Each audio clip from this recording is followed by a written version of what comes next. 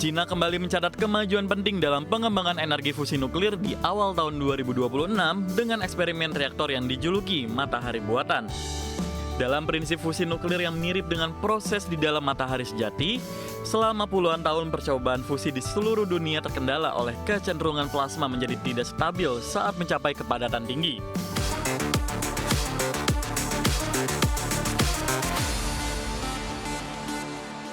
Terima kasih Anda masih bersama kami. Pemirsa, China kembali mencatat kemajuan penting dalam pengembangan energi fusi nuklir di awal tahun 2026 dengan eksperimen reaktor yang dijuluki matahari buatan. Reaktor ini dikenal sebagai Experimental Advanced Superconducting atau tokamak yang terletak di Hefei dan menggunakan magnet superkonduktor untuk menahan plasma bersuhu sangat tinggi. Cina kembali mencatat kemajuan penting dalam pengembangan energi fusi nuklir di awal tahun 2026 dengan eksperimen reaktor yang dijuluki matahari buatan. Dalam prinsip fusi nuklir yang mirip dengan proses di dalam matahari sejati, selama puluhan tahun percobaan fusi di seluruh dunia terkendala oleh kecenderungan plasma menjadi tidak stabil saat mencapai kepadatan tinggi. Batas ini dikenal sebagai Greenwald Limit, di mana plasma runtuh dan bersentuhan dengan dinding reaktor sehingga eksperimen gagal. Tim peneliti dari Institute of Plasma Physics Chinese Academy of Science kemudian mengembangkan model baru bernama Boundary Plasma Wall Interaction Self-Organization untuk mengendalikan partikel pengotor pada tepi plasma. Pendekatan ini terbukti efektif dalam menurunkan pengaruh logam seperti tungsten yang sering menjadi masalah utama dalam eksperimen fusi. Dengan tingkat pengotor yang lebih terkendali, reaktor berhasil beroperasi di zona yang disebut zona bebas kepadatan yang memungkinkan plasma melampaui batas tradisional tanpa memicu ketidakstabilan. Hasil eksperimen ini menunjukkan kecocokan kuat dengan prediksi teori model baru sehingga bisa membuka jalan bagi desain reaktor fusi berperforma lebih tinggi di masa depan. Temuan ini telah dipublikasikan dalam jurnal Science Advance dan dipandang sebagai panduan baru dalam pengembangan reaktor fusi berkepadatan tinggi. Meskipun pembangkit listrik fusi komersial masih merupakan target jangka panjang, pencapaian ini dianggap mengatasi salah satu hambatan praktis terbesar di teknologi fusi dengan magnetic confinement. Tonggak baru dalam eksperimen matahari buatan ini menunjukkan bahwa batas-batas besar teknologi fusi nuklir mulai bisa ditembus dengan pendekatan inovatif.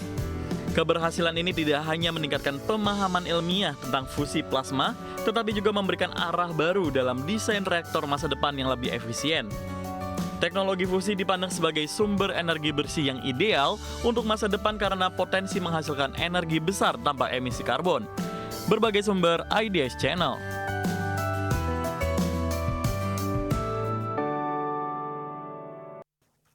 Kembali bersama kami, pemirsa. Industri kendaraan listrik China kini menghadapi tekanan besar menjelang tahun 2026.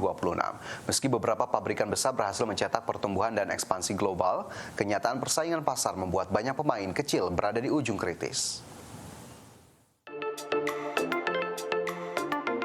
Industri kendaraan listrik Cina kini menghadapi tekanan besar menjelang tahun 2026. Meski beberapa pabrikan besar berhasil mencetak pertumbuhan dan ekspansi global, menurut laporan analisis sekitar 50 produsen mobil listrik Cina yang merugi berada di bawah tekanan besar untuk mengurangi skala bisnis atau bahkan menghentikan operasi mereka. Salah satu faktor yang memperberat kondisi ini adalah kebijakan insentif pemerintah yang mengalami penurunan.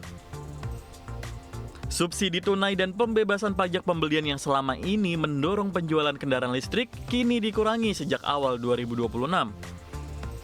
Hal ini membuat biaya bagi produsen dan konsumen meningkat sehingga daya tarik pasar kendaraan energi baru menurun. Tekanan kompetisi juga semakin tajam akibat perang harga yang berlangsung antar produsen. Pabrikan besar yang mampu mempertahankan efisiensi produk dan penetrasi pasar global kini memiliki peluang lebih kuat bertahan. Sementara itu, merek-merek kecil yang belum stabil secara finansial menghadapi risiko kekurangan dana operasional dan penurunan minat konsumen. Para analisis menilai hanya perusahaan yang mampu berinovasi serta menawarkan produk menarik bagi konsumen muda yang memiliki peluang bertahan di tengah tantangan industri ini. Dengan situasi pasar yang terus berubah dan tekanan biaya yang meningkat, industri kendaraan listrik Cina kini memasuki fase seleksi alam bisnis. Puluhan merek diperkirakan akan berhenti beroperasi atau melakukan restrukturisasi besar di tahun 2026. Di sisi lain, pemain besar yang mampu mengelola efisiensi operasional dan inovasi teknologi diprediksi akan menguat posisinya di pasar global. Kondisi ini sekaligus menjadi pengingat bahwa pertumbuhan pesat bukan jaminan keberlanjutan tanpa dukungan kebijakan yang seimbang dan strategi bisnis yang adaptif. Berbagai sumber IDX Channel.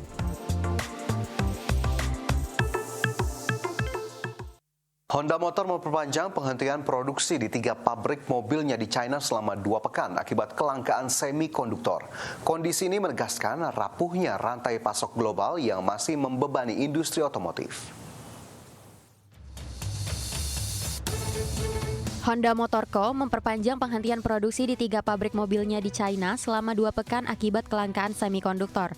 Honda menyatakan pabrik yang dioperasikan bersama Guangzhou Automobile Group semula dijadwalkan kembali beroperasi pada 5 Januari 2026. Namun jadwal tersebut ditunda dan produksi baru akan dimulai kembali pada 19 Januari 2026.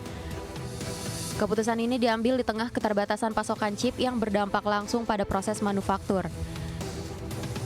Gangguan produksi terjadi seiring keterlambatan pengiriman semikonduktor dari Nexperia, anak usaha Wingtech asal China.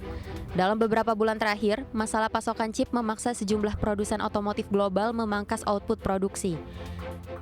Meski Honda tidak secara langsung menyebut Nexperia sebagai penyebab utama, tekanan pasokan tetap menjadi faktor kunci.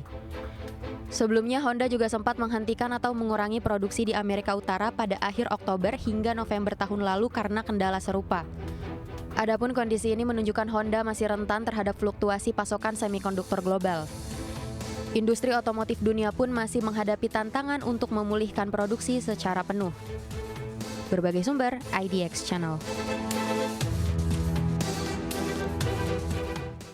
Samsung Electronics berencana menggandakan jumlah perangkat seluler berfitur kecerdasan buatan yang didukung Google Gemini pada 2026. Langkah ini menjadi bagian strategi Samsung memperkuat ekosistem AI dan bersaing dengan Apple serta produsen China. Samsung menargetkan jumlah perangkat seluler berfitur AI berbasis Google Gemini meningkat dari 400 juta menjadi 800 juta unit pada 2026.